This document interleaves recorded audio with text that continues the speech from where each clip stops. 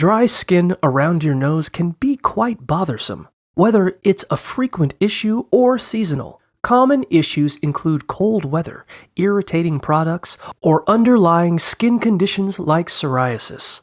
To care for this area, start by washing your face with warm water and a gentle cleanser that contains moisturizers, avoiding harsh soaps and fragrances. After patting the skin dry with a soft towel, you can apply an ice cube wrapped in a paper towel to reduce inflammation if needed.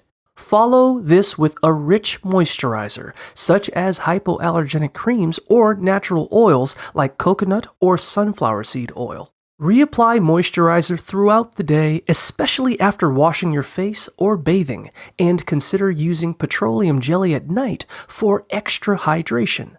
If the dryness persists or shows signs of infection, consult a doctor for potential prescription treatments. Additionally, limit bathing time, use lukewarm water, and choose moisturizing products to help maintain skin moisture.